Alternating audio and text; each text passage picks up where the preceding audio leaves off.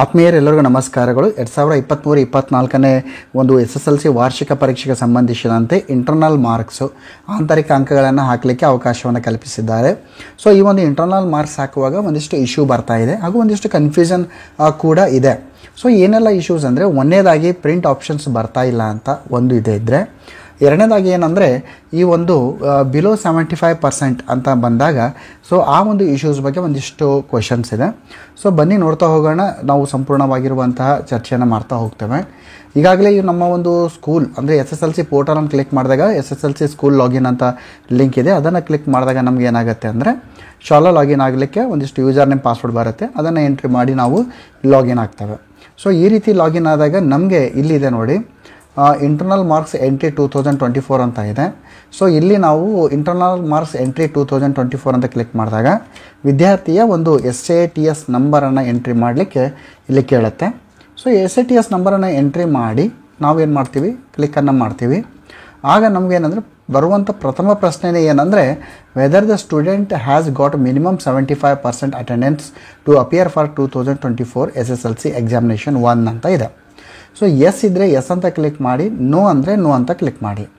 ಇಲ್ಲಿ ನೋ ಅಂತ ಎಸ್ ಅಂತ ಕ್ಲಿಕ್ ಮಾಡಿದಾಗ ವಿದ್ಯಾರ್ಥಿಯ ಕ್ಯಾಂಡಿಡೇಟ್ ಪರ್ಸ್ನಲ್ ಇನ್ಫಾರ್ಮೇಷನ್ ಬರುತ್ತೆ ಆ್ಯಸ್ ಪರ್ ದ SATS. ಆಮೇಲೆ ಇಂಟರ್ನಲ್ ಮಾರ್ಕ್ಸ್ ಅಂತ ಬಂದಾಗ ನಮಗೆ ಇಲ್ಲಿ ಸ್ಕೋಲಾಸ್ಟಿಕ್ ಸಬ್ಜೆಕ್ಟ್ಗಳದ್ದು ಅಂದರೆ ಎಲ್ಲ 6 ವಿಷಯದ್ದು, ಆಮೇಲೆ ಸ್ಕೋಲಾಸ್ಟಿಕ್ ಸಬ್ಜೆಕ್ಟು ಇರುತ್ತೆ. ಅಂದರೆ ಇಲ್ಲಿ ದೈಹಿಕ ಶಿಕ್ಷಣ ಮತ್ತು ಆರೋಗ್ಯ ಶಿಕ್ಷಣ, ಮನೋಭಾವ ಮತ್ತು ಮೌಲ್ಯಗಳು, ಕಾರ್ಯಾನುಭವ, ಕಲಾ ಶಿಕ್ಷಣ. ಸೊ ಆದ್ಮೇಲೆ ಈ ರೀತಿ ಬರುತ್ತೆ, ನಾವು ಎಂಟ್ರಿಯನ್ನು ಮಾಡ್ತೀವಿ. ಇಲ್ಲಿ ಒಂದು ಏನಂದರೆ ಈ ಸ್ಕೋಲಾಸ್ಟಿಕ್ ಸಬ್ಜೆಕ್ಟ್ ಅಂತ ಬಂದಾಗ ನಾವು ಇವು ದೈಹಿಕ ಮತ್ತು ಆರೋಗ್ಯ ಶಿಕ್ಷಣದಲ್ಲಿ ABC ಅಂತ ಗ್ರೇಡ್ ಇದೆ. ಸೊ ಗ್ರೇಡ್ಗೆ ಸಂಬಂಧಿಸಿದಂತೆ ಶಿಕ್ಷಕರು ವೈಯಕ್ತಿಕವಾಗಿರುವಂಥ ಒಂದು ದಾಖಲೆಗಳನ್ನು ಕೂಡ, ವೈಯಕ್ತಿಕ ರಿಜಿಸ್ಟರ್ಸನ್ನು ನಾವು ಮೇಂಟೈನ್ ಮಾಡಿ ಕೂಡ ಮಾಡಬೇಕಾಗತ್ತೆ. ಸೊ ಕ್ವಶನ್ ಏನಂದರೆ ನೋ ಅಂದ್ರಾಗೆ ಏನಾಗುತ್ತೆ. ಸೊ ಆದ್ಮೇಲೆ ಇಲ್ಲಿ ನಾನು ಒಬ್ಬ ವಿದ್ಯಾರ್ಥಿಯ ನಂಬರನ್ನು ಎಂಟ್ರಿ ಮಾಡಿ ಬಿಲೋ 75% ಅಟೆಂಡೆನ್ಸ್ ಇದೆ. ಇಲ್ಲಿ ನೋ ಅಂತ ನಾನು ಕ್ಲಿಕ್ ಮಾಡ್ತೀನಿ. ಸೊ ನೋ ಅಂತ ಕ್ಲಿಕ್ ಮಾಡಿದಾಗ ನಮಗೇನಾಗುತ್ತೆ, ಕ್ಯಾಂಡಿಡೇಟ್ ಪರ್ಸ್ನಲ್ ಇನ್ಫಾರ್ಮೇಷನ್ ಬರುತ್ತೆ, ಕ್ಯಾಂಡಿಡೇಟ್ ಫೋಟೋ ಬರುತ್ತೆ, ಸಿಗ್ನೇಚರ್ ಬರುತ್ತೆ. ಯಾಕಂದರೆ ಆ ರಿಜಿಸ್ಟ್ರೇಷನ್ ಮಾಡಿದ್ದೀವಿ ನಾವು.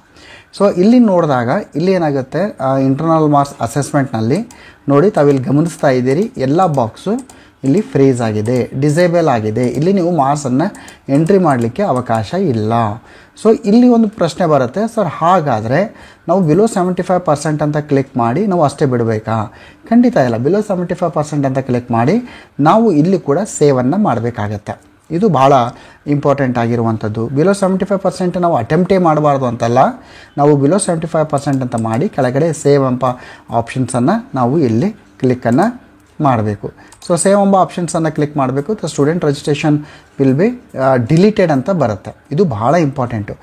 The student registration for SSLC exam, ಒಂದು ವೇಳೆ ಇಂಟರ್ನಲ್ ಮಾರ್ಕ್ಸನ್ನು ನಾವು ಬಿಲೋ 75% ಅಂತ ಕ್ಲಿಕ್ ಮಾಡಿ ನಾವು ಕೆಳಗಡೆ ಸೇವ್ ಕೊಟ್ಟರೆ ಆ ರಿಜಿಸ್ಟ್ರೇಷನ್ ಮಾಡಿರುವಂಥ ವಿದ್ಯಾರ್ಥಿಯ ಹೆಸರೇ ಎಕ್ಸಾಮಿನೇಷನ್ 1 ಸಲುವಾಗಿ ಆ ವಿದ್ಯಾರ್ಥಿಯ ರಿಜಿಸ್ಟ್ರೇಷನ್ ಡಿಲೀಟ್ ಆಗುತ್ತೆ. ಇದು ಭಾಳ ಇಂಪಾರ್ಟೆಂಟ್ ಆಗಿರುವಂಥದ್ದು.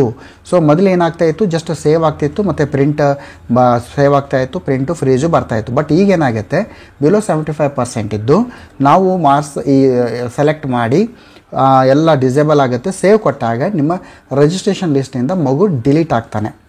ಇದು ಭಾಳ ಇಂಪಾರ್ಟೆಂಟ್. ಇಲ್ಲಿ ಡಿಲೀಟ್ ಆದಾಗ ಫೈನಲ್ ಅಡ್ಮಿಷನ್ ಟಿಕೆಟ್ ಏನು ಬರುತ್ತೆ ಅಲ್ಲಿ ವಿದ್ಯಾರ್ಥಿ ಹೆಸರು ಅಲ್ಲಿ ಇರೋದಿಲ್ಲ. It's very very very important.